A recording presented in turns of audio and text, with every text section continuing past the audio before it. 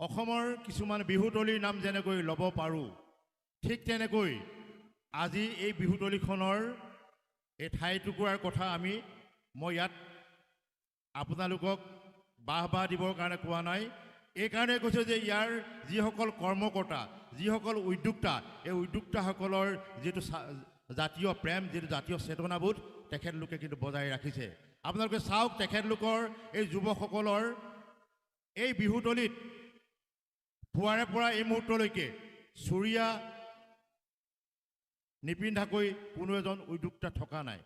অৰ্থাৎ জাতীয় চেতনাবোধ থকা লোকেহে এনেকুৱা কিছুমান কাম কৰিব পাৰে। আমি দেখিছোঁ বহু জাতীয় নেতা দেখিছোঁ, জাতীয় নেতা এতিয়া সম্বৰ্ধনা বুটলি আছে, বিহুৰ মঞ্চত আছে, কিন্তু এই জাতীয় পোচাকযোৰ পৰিধান নকৰে। যি কি নহওক, মই এইখিনি কথা আৰু নকওঁ, বিশেষ ৰিজাল্ট দিব লাগে। কিন্তু এটা কথা ক'ম, এটা আকৌ আন্দোলন কৰিবলগীয়া হৈছে। এই আন্দোলনটো আপোনালোকেও কৰক, যেনেকৈ আমাৰ উদ্যোক্তাসকলে কৈ গ'ল। প্ৰথম আমাৰ মঞ্চ মুকলি কৰোঁতেও কৈছে, আমাৰ সাংস্কৃতিক সন্ধিয়াৰ শুভবোধক ঘটোৱা শ্ৰদ্ধাৰ আমাৰ কলিতাদেৱে ক'লে, আকৌ এটা আমাৰ দায়িত্ব আহিছে এতিয়া বিহুখন বচাই ৰখাৰ।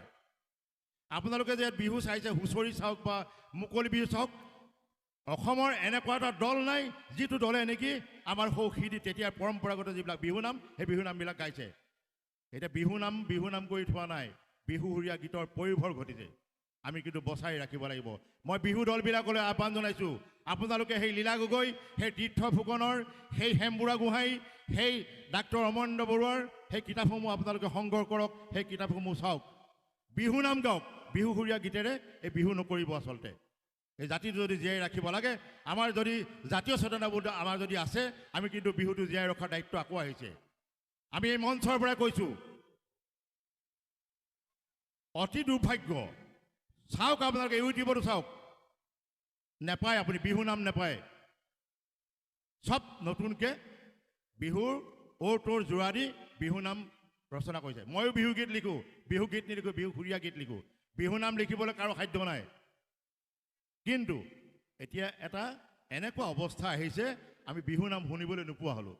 আজি যে এই বিহুৱতী, মৌ কুঁৱৰীৰ বিহুৱতী, মই এজনী ছোৱালীহে মাত্ৰ অলপমান পালোঁ, মানে পৌৰাণিক নাম, এজনী ছোৱালী, এজনী মৌ কুঁৱৰী। বাকী মৌ কুঁৱৰীৰ ক্ষেত্ৰত মাত্ৰ দুগৰাকী মানে আজি প্ৰদৰ্শন ভাল কৰিবলৈ মানে সক্ষম হৈছে। ইমান আধুনিক কৰিছে, ইমান ধুনীয়া ধুনীয়া নাম আছে, ইমান ধুনীয়া যোজনা আছে, আপোনালোকে জাত নাম শুনিবলৈ নোপোৱা হ'ল। গতিকে মই অকণমান এই বিষয়টোৰ লগত বেছি সংপৃক্ত হৈ আছোঁ কাৰণে নেকি অকণমান আৱেগিকো হৈছোঁ।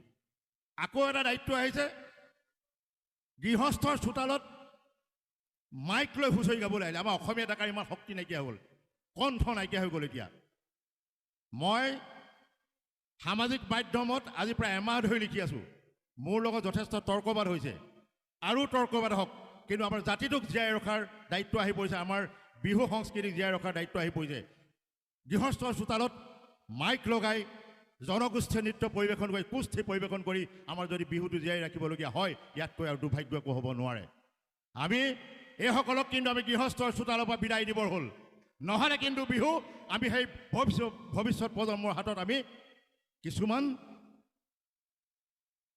অবাঞ্ছিত কাৰক দি থৈ যাব লাগিব।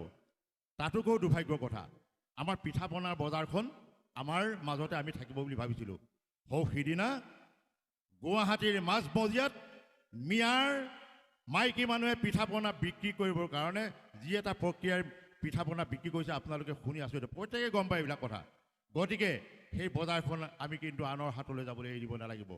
আৰু বহুত কথা কলিতাদেৱে কৈছে, মই আৰু নকওঁ। মই কিন্তু এই আন্দোলনখন অহাবাৰ কৰিম।